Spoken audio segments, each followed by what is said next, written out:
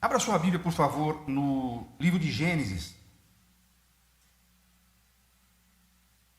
Nós vamos ler o último versículo do capítulo 4, alguns do capítulo 5 e outros do versículo 6. Eu vou usar a NAA, se for possível colocar lá.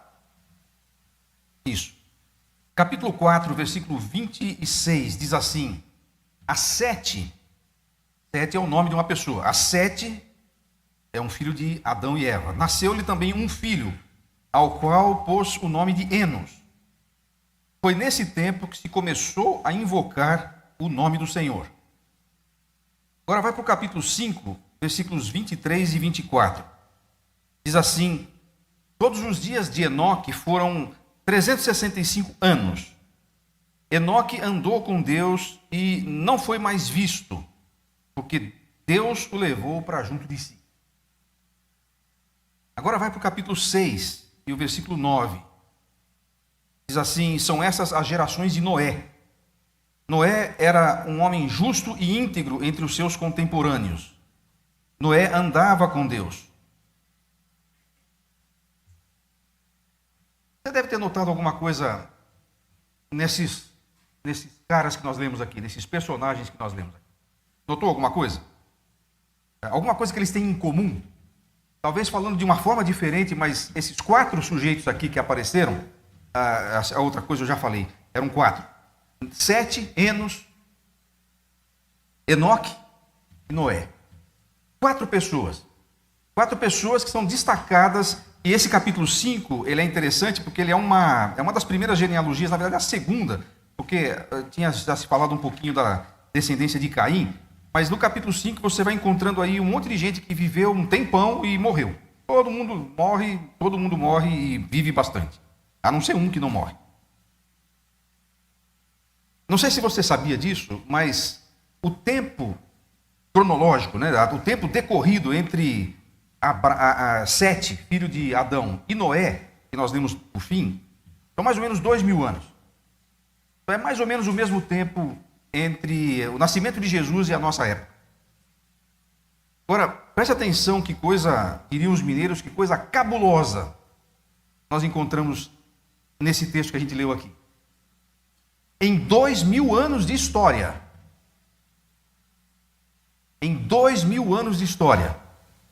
só 4 homens foram dignos de serem registrados na história como sendo gente piedosa. Isso não é impressionante? Isso não é uma coisa estarrecedora até? Veja, antes de Noé, eu não posso afirmar que só havia aqueles 3. No tempo de Noé, nós podemos afirmar isso porque está escrito lá que ele era o único entre os seus contemporâneos que se destacava e que por isso encontrou favor aos olhos do Senhor. Nos outros tempos, é possível que houvessem outras pessoas. É possível que não fosse só o Sete e o Enos, talvez a sua família imediata, talvez outras pessoas. De alguma forma, a fé chegou até Enoque, que foi anos mais tarde que ele nasceu. Agora, nós encontramos depois, no restante da história, porque a história vai começar a focalizar a partir do capítulo 12, por exemplo, na família de Abraão, porque é de onde o Cristo descende. E nós sabemos que havia outras pessoas, além dos personagens bíblicos, que conheciam a Deus e que andavam com Deus. Por exemplo, você vai encontrar, na época de Abraão, embora não está aqui no Gênesis, mas está lá no próprio livro que leva o seu nome, Jó era dessa época. Jó conhecia a Deus, Jó andava com Deus, Jó era um homem íntegro, e ele não era da família imediata ou direta de Abraão. Tinha os amigos de Jó. Falavam que não devia às vezes, mas era gente que levava Deus a sério, pelo menos tentava. E tinha mais 4 ali. Apareceu um dia lá um tal de um Melquisedeque, que era um profeta do Altíssimo. Ele não está na história, mas ele apareceu lá. Então é óbvio que havia outras pessoas, além dos personagens da Bíblia, que conheciam a Deus e que andavam a Deus e levavam Deus a sério. Mas é muito significativo que só esses 3 ou 4, contando Noé, tenham sido considerados por Deus dignos o suficiente de terem seus nomes registrados e terem esse comentário a respeito deles. E cada um deles é feito um comentário. Você notou isso? Na época de Sete e Enos, diz que eles começaram a invocar o nome do Senhor. A respeito de Enoque, disse que ele andou com Deus. E a respeito de Noé, disse que ele era um homem íntegro, justo, a única pessoa íntegra naquele tempo, na versão NVI, e que andava em comunhão com Deus. Agora, você pode imaginar, e vamos considerar que ainda pudesse haver outras pessoas além deles, como eu acabei de dizer, no tempo de Noé não, era o único, ele e sua família. Mas você pode imaginar o que isso causou, qual foi o impacto que isso causou na sociedade em que eles viviam. Você tem uma ideia disso quando você vê o capítulo 6, o que é que tinha acontecido, a maldade multiplicando até o ponto que Deus falou, vou julgar esse mundo e vou exterminar, vou acabar com tudo, e ficou só a família de Noé mesmo. Você olha para o nosso mundo, nos nossos dias, e eu escuto muita gente falando isso, inclusive já ouvi pessoas dizendo, olha, essa é uma época que não dá nem para ter filho. Está muito difícil criar filho hoje em dia, olha a escola como é que está, olha as ideologias, olha isso, olha aquilo. E você fala, então vamos fazer o seguinte, vamos fazer que nem o Jim Jones, vamos todos para um lugar e vamos sumir daqui, porque de fato está difícil mesmo. Agora, há uma coisa que nós temos, há várias coisas que nós temos que esse povo não tinha, e você já fez essa conta agora há pouco. E quando eu pedi para você, individualmente, falar 4 pessoas, você já fez mais do que, você já teve mais influência positiva do que aquele povo teve em 2000 anos. Nós temos nessa sala aqui mais influência piedosa do que aquelas pessoas tiveram talvez em 2 milênios de história. Então você não pode reclamar que você não sabe como é que você cria os seus filhos, você não pode reclamar que está muito difícil viver nesse mundo, embora seja tudo verdade, mas você não pode reclamar disso. Se você vivesse na época de Enos, aí você podia reclamar. Se você vivesse na época de Noé, você podia reclamar. Mas você vive numa época em que você tem a palavra de Deus totalmente finalizada, na nossa língua, inclusive, nós aqui que falamos português, na nossa língua, está aqui várias versões, tem Bíblia para todo mundo, e tudo que Deus quer falar para você está aqui. Então você sabe coisas que aquele pessoal não sabia sobre Deus. Você tem um grupo de pessoas que se reúne todo final de semana aqui, como você está agora, e reúne durante a semana, e tem PGM, e tem escola bíblica, e tem não sei o quê, tem muita coisa que aquele pessoal não tinha. Então, embora seja verdade, e é difícil viver no nosso mundo, e embora seja verdade que nós estamos vivendo aquilo que eu chamaria de uma escassez de piedade, tem pouca gente que leva a Deus a sério, até hoje é assim. E sempre, em todas as épocas, sempre, os que levaram Deus a sério foram minoria. Eles nunca foram a voz dominante na sociedade. Eles nunca foram, nem mesmo numericamente, foram as pessoas que realmente você podia levar como referência. Mesmo os países de origem protestante, eu ouvi essa semana uma coisa muito interessante, gostei muito de ouvir isso, inclusive, alguém que estava fazendo uma análise sobre a posse do Trump, ele disse assim, eles estão usando lá aquela expressão, né, o acrônimo lá, o MAGA, Make America Great Again, e ele falou assim, a gente deveria mudar isso aqui, faça a América grande de novo. Ele disse assim, a gente poderia mudar esse G aqui de great para godly, que significa piedoso. Ele disse, nós precisamos fazer a América ser piedosa de novo. E ele fez uma análise interessante, porque os Estados Unidos são um país que tem uma origem historicamente protestante, e ele disse uma coisa muito importante sobre aquele país, que vale para qualquer outro. Os Estados Unidos nunca foram um país cristão. Os Estados Unidos já foram um país mais cristianizado. E não é a mesma coisa. Entre os pais fundadores lá da América do Norte, houve pessoas que realmente eram piedosas. Houve homens de Deus que levavam Deus a sério, que inclusive imprimiram essa sua fé nos rumos que a nação que estava começando naquela época teve, e eles escolhem os frutos, isso até hoje. Mas havia muita gente ali que não queria saber nada de Deus, só tinha Deus no nome. Havia coisa errada entre os puritanos daquela época. Havia gente que não era de Deus, só professava Deus. Não existe essa coisa de país cristão. Você pode ter um país cristianizado, ou seja, que conhece o Evangelho. Mas você não vai ter necessariamente um país que seja piedoso, ou você não vai ter um cidadão piedoso só porque ele nasceu num país assim. Então como é que a gente faz? Então o que nos resta? Bom, Você pode imaginar como seria a nossa cidade? Aqui é um lugar legal de viver, eu não tenho dúvida disso. Eu não nasci aqui, mas eu me considero piracicabano, assim, se vocês me permitem. E é um lugar que eu não trocaria assim por outro. A não ser que fosse Nova York. Não, mesmo assim, não trocaria.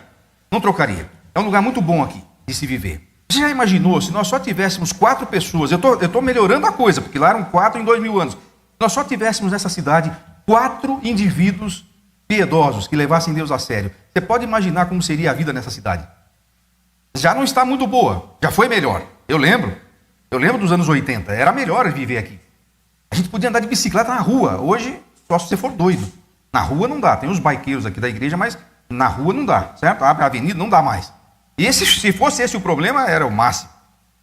Quando você tinha um carro, por exemplo, naquela época, o maior medo que você tinha era que você esquecesse a gaveta com o seu TKR lá dentro. Você não sabe nem o que é, mas era um toca-fita, você sabe menos ainda o que é. E se alguém arrombasse o seu carro e levasse aquilo, era o maior risco que você podia correr nessa cidade. Agora, se você tem filhos, e são filhos pequenos, eu acho muito pouco provável, mesmo que você more vizinho da escola, que você deixe seu filho sozinho na escola. Aqui em Piracicaba, se só tivéssemos 4 homens íntegros nessa cidade, seria muito pior. Seria muito mais difícil. Por isso, o nosso desafio hoje, e o que eu quero chamar a sua atenção, é rapidamente olhar para a vida desses 4 sujeitos aqui e o que eles nos ensinam sobre isso. De maneira que eu e você possamos ser uma influência benéfica nesta cidade onde nós vivemos, nesse lugar onde Deus nos colocou, para que não precise se dizer de Piracicaba, daqui 2000 anos só teve uma pessoa aqui, ou 2 ou 3, porque aqui nesta sala, e talvez nos assistindo pela internet, nós temos mais de 100 pessoas que deveriam levar Deus a sério e fazer diferença nessa cidade. E é exatamente isso, eu creio que Deus queira de nós. Do que se falou a respeito de Sete e de Enos? Bom, diz que nos seus dias, na época deles, eles começaram a invocar o nome do Senhor. Agora, tudo que vai acontecer aqui em Gênesis, e existe uma regra na hermenêutica bíblica, na interpretação da Bíblia, toda vez que uma palavra ou um conceito aparece pela primeira vez na Bíblia, essa é chamada de a lei da primeira menção. Essa primeira menção ela é importante, porque ela vai ser importante para você entender esse conceito no restante da Escritura. Por outro lado, você tem que olhar o resto da Escritura para saber o que é que ela significa. Então, o que é invocar o nome do Senhor? Eu não vou fazer isso agora, nós não teríamos tempo para isso. Mas é uma boa sugestão para você fazer. Hoje é muito simples fazer isso.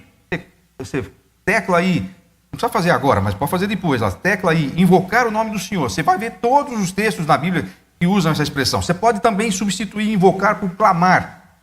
Clamar pelo nome do Senhor. E você vai encontrar muitas referências que explicam o que isso quer dizer. Especialmente nos Salmos. Se você se lembra, quantas vezes você vai encontrar essa expressão, invoquei o Senhor, clamei ao Senhor. E você vai perceber que na maioria das vezes, essa expressão invocar o nome do Senhor significa, obviamente, clamar, chamar o nome de Deus, mas não simplesmente ficar dizendo Deus, Deus, Deus, ou repetindo como se fosse um mantra, Senhor Jesus, Senhor Jesus, Senhor Jesus, como alguns acham que tem que ser feito aí para resolver o problema, mas é mais do que isso. Invocar o nome do Senhor ou clamar pelo Senhor é uma expressão que nós tiramos do juridiquês. Os advogados aí sabem, quando eles perdem uma eventual causa, o que é que você faz? Até chegar lá no topo, mas enquanto tem recurso, você faz o quê? Você apela, não é? Agora chega uma hora que não tem jeito, deve ser o STF, não é isso? Aqui no país é o STF. Você recorreu ao STF, você recorreu à última instância, o que ele falou não tem mais jeito, não é assim? Invocar é isso, invocar é recorrer à última instância. Invocar, esse clamor é o recurso em última instância. Você clama, você direciona a sua súplica, você direciona o seu chamado para aquele que você sabe, não tem ninguém maior do que o Senhor para resolver esse problema. O que implica que eles tinham fé, que Deus, o Eterno, o Jeová, que eles acreditavam, esse era alguém que não tinha ninguém acima deles. Então vamos clamar aquele que pode ouvir a nossa súplica. E é muito interessante, porque não aqui nesse texto, mas no Salmo, por exemplo, você vai encontrar isso várias vezes, dizendo assim, eu clamei ao Senhor e Ele me ouviu. Ou o Senhor inclinou-se para mim, para ouvir o meu clamor. Eu sempre falo dessa expressão com com muito carinho, porque me dá a impressão de que quando você ora a Deus, não é impressão, é isso que o texto mesmo diz, quando você invoca o nome do Senhor e Ele se inclina para você, é como aquela criança que vem às vezes pedir alguma coisa e você não está entendendo direito, e aí você tem que se dobrar assim, até ficar no tamanho dela, e ela vai falar para você, e esse seu ato implica, ou indica para ela, ele está me ouvindo, ele está interessado no que eu estou falando. É isso que é invocar, e foi isso que esses homens fizeram. Alguns dizem, talvez, eles tenham iniciado o que nós conhecemos hoje como um reavivamento.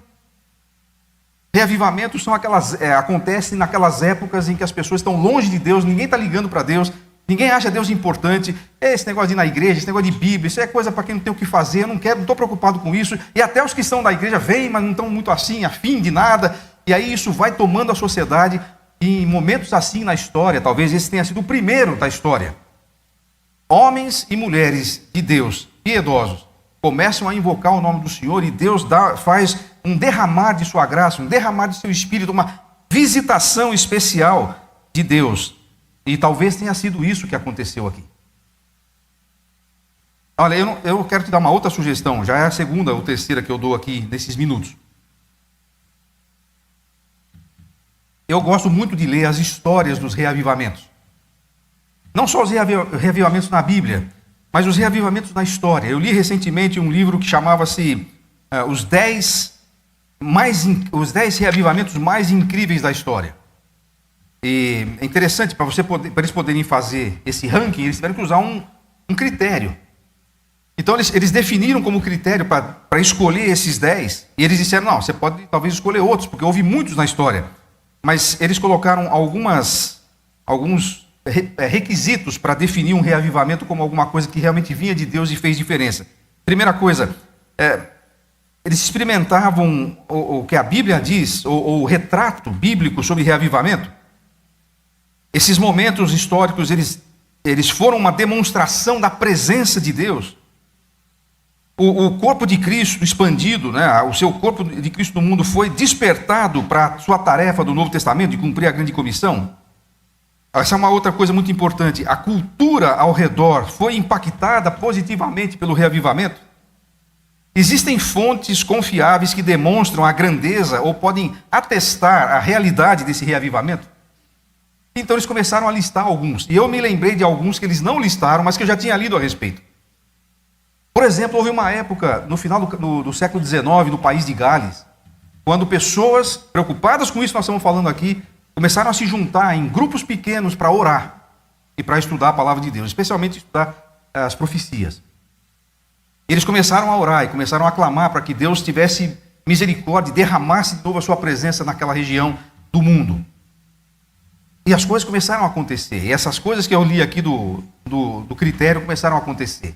Como resultado, como resposta desse clamor, desse invocar o nome do Senhor, que grupos isoladamente, alguns nem sabiam o que estava acontecendo. Alguns grupos estavam fazendo isso sem contato uns com os outros. E as coisas começaram a acontecer, e as pessoas começaram a se render ao Senhor. E a igreja começou a anunciar com mais poder o Evangelho. E pessoas começaram a se converter, e as igrejas começaram a ficar tão cheias, mas tão cheias, que algumas tiveram que... Foi lá que começou esse negócio de fazer 3 ou 4 cultos no mesmo lugar, para poder ter espaço para as pessoas chegarem. Um jornal da época, numa dessas vilas lá do país de Gales, mandou uma carta. Isso é documentado, isso é coisa que não estou inventando aqui, isso é coisa que foi escrita lá, tem registrado na história. Saiu no jornal isso, inclusive. O chefe da polícia de uma cidade mandou uma carta para o pastor da igreja, de uma das igrejas. Vocês não precisam aí de mais uns 10 ou 12 baixos e tenores para cantar no coral da igreja, porque os meus guardas aqui não têm o que fazer. Eles não têm serviço mais. O índice de criminalidade, de arruaça, de problemas na cidade acabou. A cadeia estava vazia. Os policiais estavam se oferecendo para cantar no coro da igreja no domingo à noite, porque eles não tinham o que fazer na rua. Tavernas, bares, quebraram porque não tinha cliente. Casas de prostituição, não tinham clientes. E nem gente para trabalhar lá. Como resultado do reavivamento, do clamor, de invocar o nome do Senhor que aconteceu naqueles dias. Charles Finney, lá nos Estados Unidos, Charles Finney foi um grande reavivalista. Ele liderou um movimento que varreu os Estados Unidos no meados do século XX, no começo do século XX. Conta-se a história, isso também está registrado. Um dia ele quis ir à fábrica de um amigo dele, que tinha uma fábrica de tecidos. E o escritório do cara era lá no fundo da fábrica. Ele tinha que atravessar a fábrica toda para ir até lá. E ele fez isso, ele entrou e tinha as mulheres nos teares trabalhando. E várias mulheres, em várias máquinas, no barracão, até que ele atravessasse lá e chegasse no lugar onde ele ia. E ele foi atravessando aquele espaço, sem falar absolutamente nada. Ele foi lá para pregar o evangelho para o dono da fábrica, que era um amigo dele. E ele foi andando pela fábrica, e na medida em que ele estava andando pela fábrica, as mulheres começaram a parar os seus teares e se jogavam no chão, confessando pecados e se arrependendo. Com a presença daquele cara lá dentro. Ele não tinha falado nada com elas, mas a presença de Deus visitou aquele espaço de uma maneira sobrenatural, e ele, sem falar uma palavra, quando ele voltou, tinha um culto sendo feito ali, por pessoas que estavam voltando para Deus. Isso é reavivamento. E isso pode voltar a acontecer, em pequena escala, em grande escala, não importa. Quando nós invocamos o nome do Senhor, coisas diferentes acontecem. E ainda que nós continuemos a viver como os 7 hienos, num ambiente completamente hostil à nossa fé, num mundo completamente hostil, nós podemos fazer diferença. Se nós, em contrição, em arrependimento e em piedade, invocarmos o nome do Senhor. O que pode acontecer quando um grupo de cristãos clama, invoca o nome do Senhor? É só Deus que pode responder isso. E se a gente quiser saber como é que faz para isso acontecer, a gente pode começar. E quem sabe a gente vai ter a resposta para isso.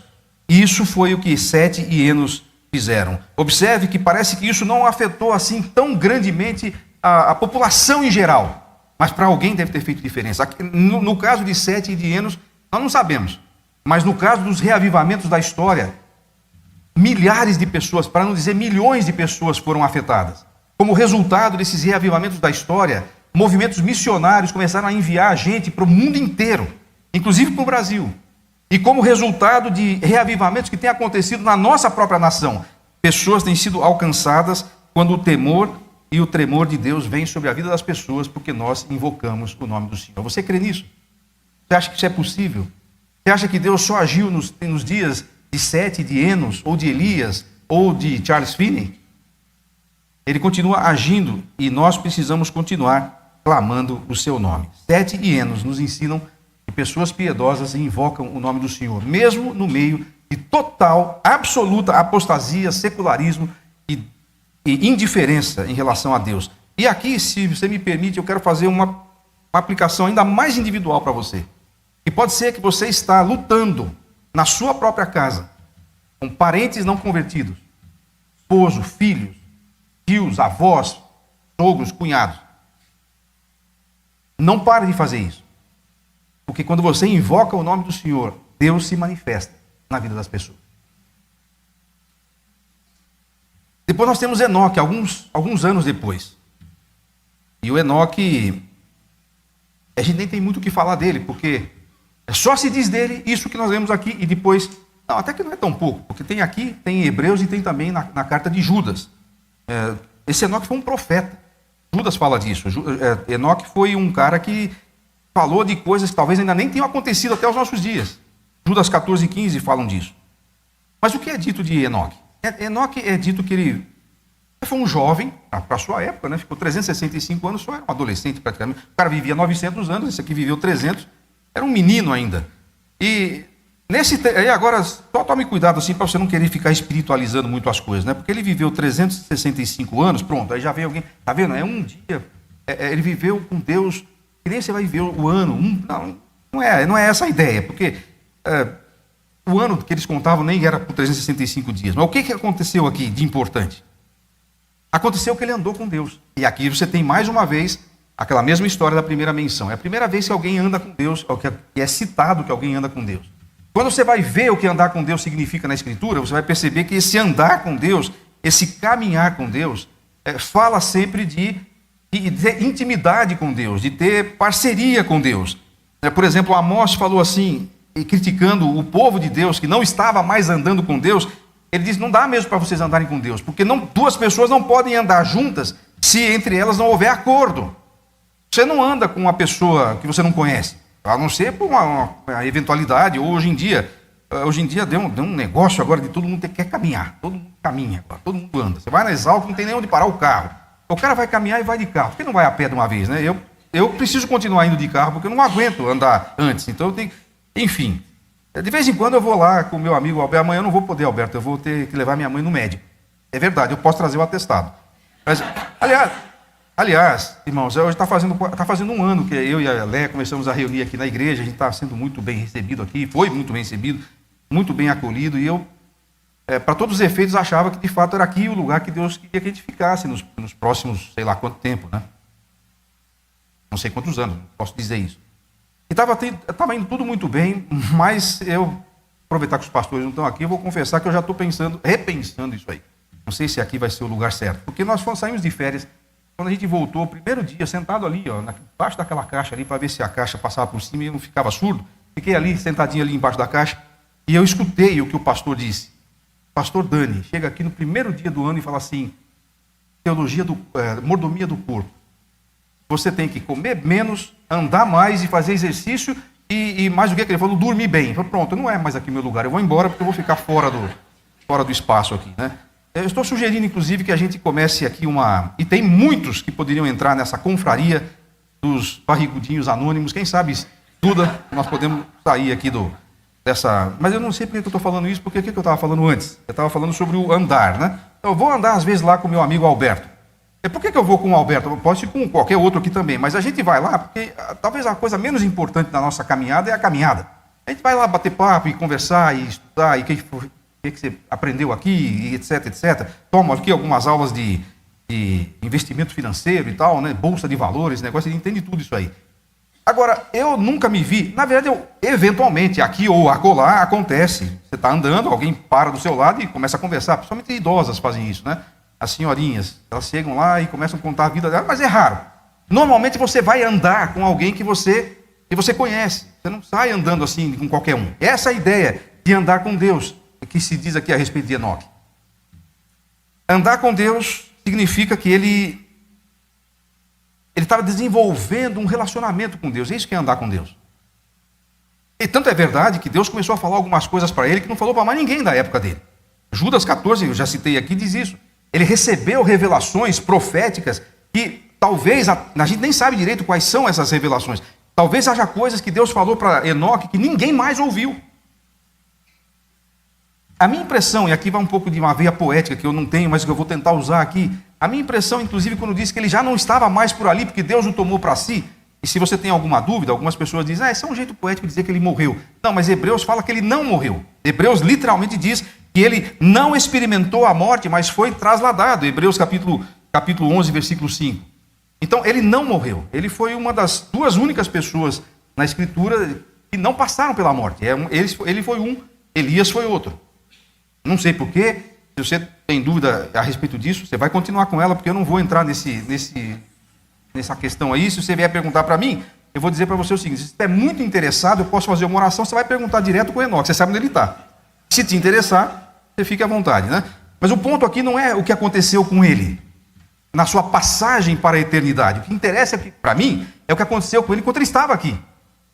O que é esse andar com Deus? O que é esse estilo de vida? O que é essa caminhada de fé, essa progressão, esse movimento? Do que nós estamos falando aqui? Nós estamos falando de uma pessoa que, em algum momento da sua experiência de vida, entendeu quem Deus era e disse, vale a pena andar com Ele. E começou a andar com Ele, e começou a progredir no seu conhecimento dele. Por que eu estou dizendo isso? Não só pelo que está escrito em Gênesis, mas porque toda vez que as Escrituras mencionam alguém que andou com Deus, alguém que caminhou com Deus, é essa a ideia que está por ali. Alguém que começou um relacionamento com Deus, mas não parou no primeiro dia. Porque tem muita gente que, infelizmente, hoje em dia é assim. Ele conheceu a Deus, sim. Ele conheceu a Deus faz 30 anos.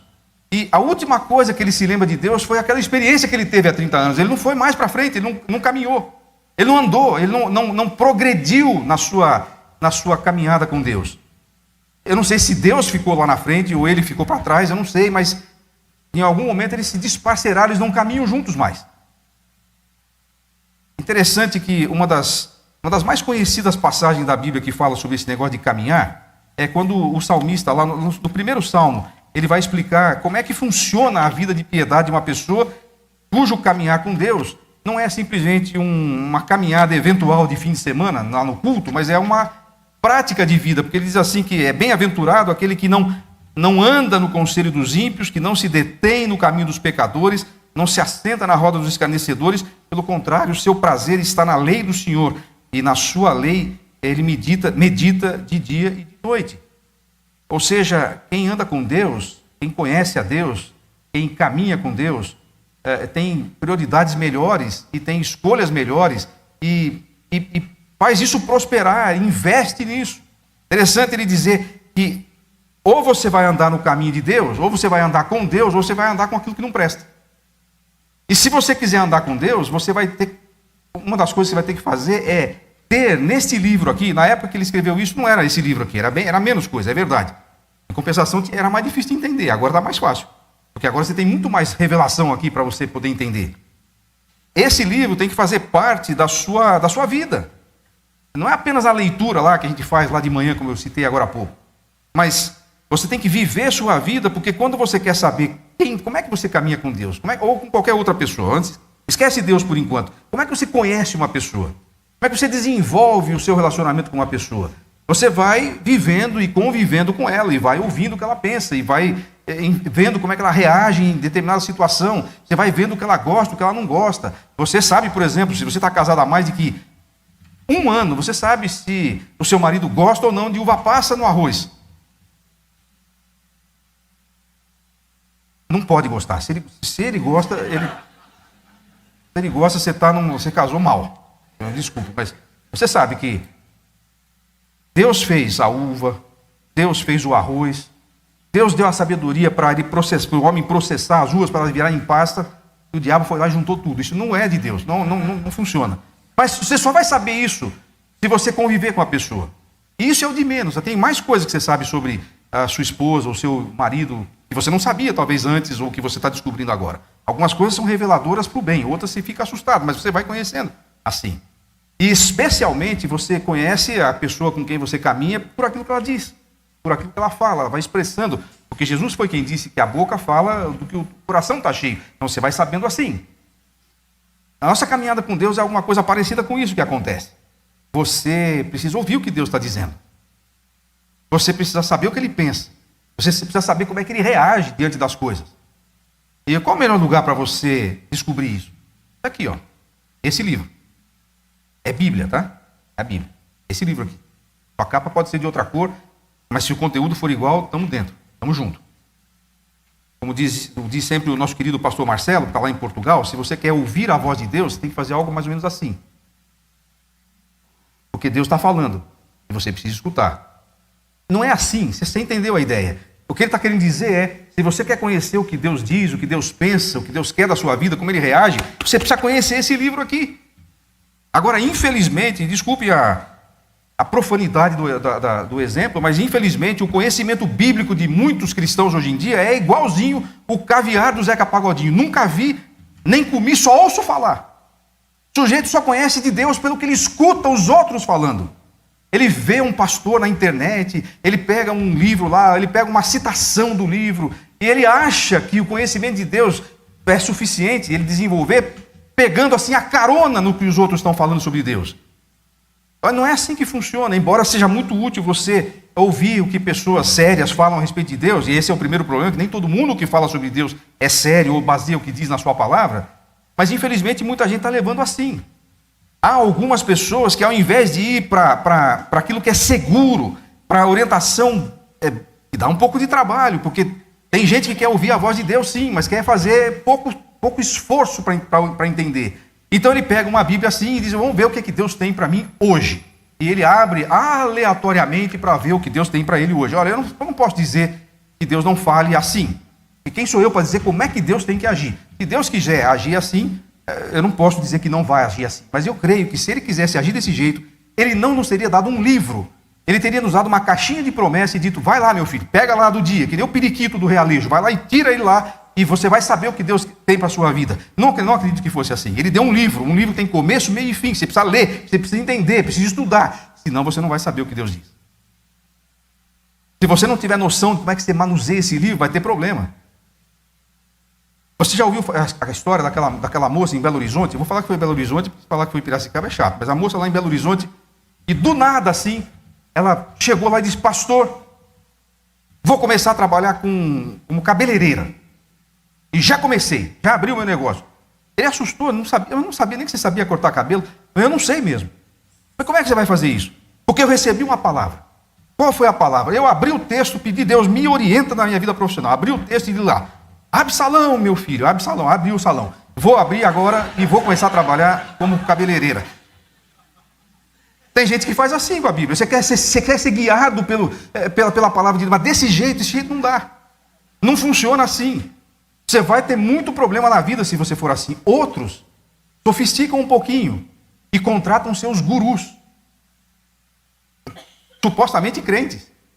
Eu sei de pessoas que saem da cidade aqui, da nossa cidade. Viajam, eu ia falar léguas, mas é mais do que léguas. São quilômetros. Viajam quilômetros, às vezes até de avião. Para ir lá consultar um sujeito lá que vai falar com Deus para ela. E paga, e não é barato não. Meu irmão, faça isso aqui, faça o seguinte, de graça eu te ajudo melhor. Eu posso te ajudar melhor do que isso, sem cobrar nada. Você quer saber o que Deus quer para a sua vida? Vamos aprender a lidar com isso aqui. Agora, se você não aprender a lidar com isso aqui, vai ser difícil, muito difícil, você saber o que Deus quer. Enoque andava com Deus. Ele não tinha Bíblia para ler, é claro, não tinha Bíblia naquela época. Ele falava com Deus, é verdade. Mas agora Deus fala. Olha, eu não vou dizer como é que Deus tem que falar. Absolutamente não é meu papel dizer como é que Deus tem que falar com você ou comigo. Mas o que eu sei são as ferramentas que Ele já nos deu. Se Ele já nos deu a sua palavra, Ele pode falar de outras maneiras. Não é só que pode, Ele fala de outras maneiras. A Bíblia fala que Deus fala até através da natureza. Mas eu não vou sugerir que você faça como alguns fazem aí, vão abraçar a árvore lá na Exalc para ver se vem energia. Não é isso aí que Deus está querendo dizer, quando a Bíblia está querendo dizer quando diz que Deus fala pela natureza. Deus pode usar uma pessoa, Deus pode usar um irmão, Deus pode usar uma pessoa que Ele designa para falar com você, eu creio nisso. Ele já falou comigo assim. Mas as decisões que eu tenho tentado tomar na minha vida não podem se pautar nisso aí, porque às vezes a pessoa não está falando da parte de Deus mesmo. Às vezes a pessoa está falando coisas que não funcionaram nem para a vida dela.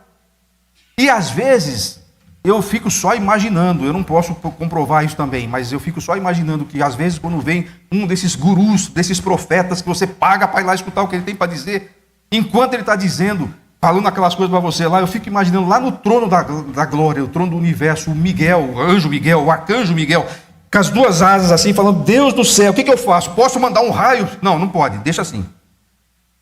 Muita gente não quer andar com Deus, mas quer saber o que Deus diz. Não dá. Se você quer andar com Deus, você tem que entender que há algumas coisas para você fazer a respeito disso. É um estilo de vida de fato, e um estilo de vida que Enoque adotou para ele. E que se você quer fazer diferença, se você quer ser uma pessoa de piedade, você vai precisar adotar para você também. 7 hinos nos ensinam que nós precisamos invocar o Senhor. Enoque nos ensina que nós devemos andar com o Senhor. E Noé é o que nos ensina. Falta-nos talvez o tempo necessário para entrar um pouco mais de detalhes aqui, mas eu quero só citar o que diz. De novo, é dito de Noé que ele andou com Deus também. Enoque andou com Deus, Deus o tomou para si, Noé andou com Deus. E é interessante que, embora Noé tenha andado com Deus, Deus não o tomou para si. Noé não foi trasladado. Muito pelo contrário, Noé pegou um servicinho que eu vou te contar. Se Deus tivesse chegado para mim e dito, Marcos, construa uma arca. A primeira palavra, construa, não é para mim. Não consigo. É por isso que ele não me chamou, ele chamou Noé. Mas o que eu quero dizer é que 2 pessoas que andam com Deus não terão a mesma vida, não terão os mesmos resultados, não farão a mesma coisa para Deus. Deus que chamou Enoque, chamou Enoque. Mas ele não morreu. Você vai querer discutir com o dono da vida? Ele fez assim. Noé, quando ele tinha mais ou menos 480 anos, porque quando ele tinha 600 ele entrou na arca, quando ele tinha mais ou menos 480 anos, Deus chamou ele e falou assim, Noé, você vai construir a arca, você sabe a história. Agora eu acho muito interessante essa história. E muito interessante pelo resultado dela. Eu não sei como é que foi essa conversa, mas ele já tinha 480 anos, e quando ele chamou os filhos, e talvez as noras, e falou assim, rapazes, eu preciso falar uma coisa. Deus falou comigo hoje. Talvez isso não fosse surpresa, porque os filhos dele sabiam que ele falava com Deus. Ele era uma pessoa que, diz o texto, ele era íntegro justo e íntegro entre os seus contemporâneos. Quer dizer, todo mundo sabia quem era Noé, todo mundo sabia que Noé andava com Deus, todo mundo sabia o que Deus era para Noé. E todo mundo sabia que Noé levava Deus a sério. E eu vou te dizer uma coisa, se as pessoas sabiam isso fora da casa de Noé, dentro da casa dele era muito mais fácil de ver. Como dizem os americanos, a luz que brilha longe fora de casa, a luz que brilha forte longe de casa, dentro de casa brilha muito mais forte. Os filhos dele sabiam que ele estava levando a sério as palavras de Deus. Mas imagine ele chegando para os filhos dizendo: meus filhos, nós vamos construir uma arca. Eu não sei se já tinha chovido naquela época ou não, não sei, mas ali onde eles estavam não tinha nenhum lugar para eles navegarem, não dava nem para surfar. Não tinha nem o riozinho do Pisca para eles darem lá uma testada, não tinha como. Bom, nesse lugar, talvez sem nunca ter chovido, ele chama os meninos e fala: nós vamos construir uma arca porque Deus vai destruir esse mundo com água. Respeitosamente, eu imagino os 3 meninos, que já não eram tão meninos assim, mas eles diriam: tá bom, pai. E assim que o pai saísse de perto, eles iam juntar os 3 assim e iam dizer assim: olha, gente, vamos consultar o Dr. Tel. Sabe quem é o Dr. Tel? É o neurologista top aqui da cidade. Ele lida com Alzheimer. Vamos consultar o Dr. Tel, vamos fazer um eletro, porque o pai deve estar ficando com Alzheimer. Ele quer construir uma arca. Diz que nós vamos ter que colocar os bichos tudo aqui dentro. Olha, eu não sei nada como foi esse processo, eu só sei de uma coisa. No dia que a arca foi fechada, e foi Deus quem fechou, lembra da história? Deus fechou a arca de fora para dentro. Foi Deus que fechou a porta. Quem estava dentro da arca? Além dos bichos tudo. Moisés? Não, Moisés não estava. Moisés estava na outra arca. Na arca do tabernáculo. Eu só estava testando. Estava Noé, a dona Noé, que nós não sabemos o nome, Sem, Cã e Jafé. Com as suas 3 mulheres. Assim rimou tudo certinho. Noé, a sua mulher, os 3 filhos e as 3 noras. Aí você fala assim: mas o que adiantou essa piedade toda? O mundo se afundou, literalmente se afogou. Espera um pouquinho. Você tem filhos? Se os seus filhos estão servindo a Deus, estão salvos, e você sabe disso, você sabe a bênção que é. E se esses por acaso estão longe de Deus, você também sabe como isso é difícil. Embora não seja a sua culpa. Mas veja, Noé não foi um perdedor no que ele fez. Não só porque ele preservou a história da humanidade, e se você vai pegar depois lá a genealogia de Jesus, esses caras que nós falamos aqui, Sete, Enos, o Enoque e o próprio Noé, eles estão na linhagem de Jesus. Vai procurar lá na genealogia, você vai ver que deles também descendeu o Cristo. Ele foi usado por Deus simplesmente para preservar a humanidade, para através da linhagem dele, mais especificamente do filho Sem, onde descendem os semitas, os árabes e os judeus, dele descendeu o Cristo. Noé não foi um perdedor. Valeu a pena ele ter sido piedoso. E se você fizer qualquer coisa na vida que não inclua seus filhos na eternidade, não valeu tanto a pena. Embora, volto a dizer, você não é o responsável por isso. Você fez a sua parte, e você levou-os a Cristo, é agora eles que decidem. Mas sabe o que eu acho isso interessante? Porque mais tarde na história, ainda no livro de Gênesis, você vai encontrar uma outra situação em que Deus vai destruir também, vai trazer juízo. Era lá em Sodoma e Gomorra.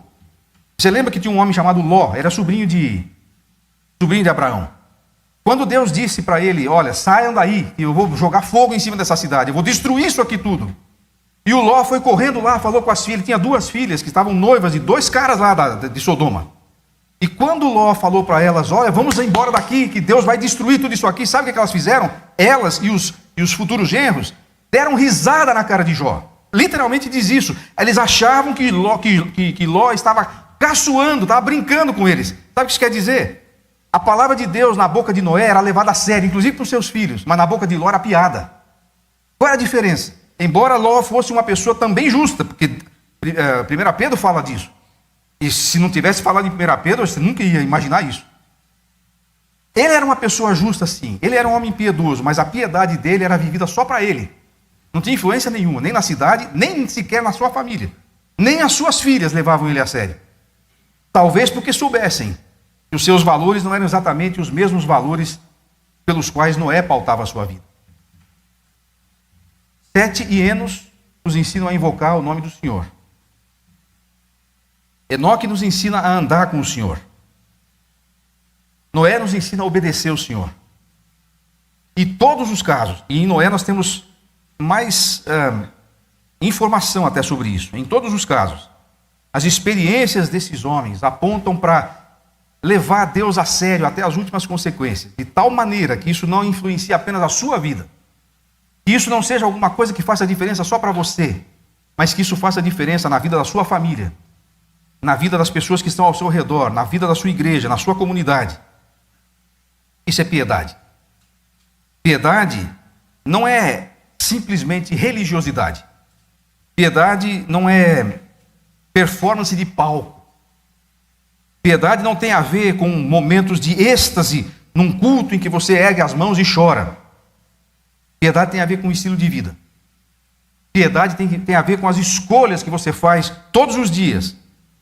Tem a ver com aquilo que você decide que vai ser. Piedade é o contrário da frivolidade. É o contrário de levar as coisas na brincadeira. De levar a vida como se a vida fosse um grande parque de diversões. E como se estivesse aqui, para, como diz o samba, aproveitar hoje, porque a vida é uma só. O amanhã, ninguém sabe se é melhor ou se é pior. Então, voltando para a filosofia dos antigos, comamos e bebamos, porque amanhã morreremos. Esse é um jeito de viver a vida. E você sabe muito bem disso. É o jeito que a maioria das pessoas ao seu redor vive. Você mora num condomínio, provavelmente a maioria dos seus condôminos lá vivem pensando assim. Você mora num bairro, qualquer que seja, de classe média, alta ou baixa. A maioria das pessoas ali não está ligando para Deus. A maioria das pessoas que você conhece, que você convive, talvez pensam assim, está perdendo tempo lá, mais uma vez lá, domingo à noite, em vez de estar aqui fazendo isso ou aquilo, estão lá pensando em Deus. Para que tudo isso? Frivolidade, irreverência, falta de temor, falta de piedade. Não é de se admirar que o mundo esteja como esteja. Mas disso nós já sabemos. O ponto nosso aqui é, como é que eu vou viver a minha vida? Como é que eu vou tomar as minhas decisões? Como é que eu vou ser? O que as pessoas vão dizer a meu respeito quando eu passar dessa vida? Qual vai ser a frase na minha lápide? Eu creio que não vai existir mais nada que alguém possa dizer sobre você e sobre mim. E quando nós passarmos desse mundo, as pessoas puderem olhar para nós e dizer, ali estava um homem, ali estava uma mulher, e foram piedosos. É isso que faz a diferença. O resto é viver a vida. Todos nós viveremos. Alguns de nós viverão até o ponto, como foi de Enoque, de não passarem pela morte. Outros passarão. Não é isso que importa. Não importa tanto como é que você vai morrer. Importa muito mais como é que você vai viver. E eu espero que você aprenda com esses homens, de maneira que a gente não deixe que a marca da nossa cidade seja a marca da frivolidade, da irreverência, do descaso com Deus, mas que a nossa vida, a partir do nosso clamor, da nossa invocação do nome do Senhor e da nossa escolha de andar com Deus, possa fazer tanta diferença que um dia se diga de nós, nessa cidade existe gente que leva Deus a sério, para a glória dele. Amém.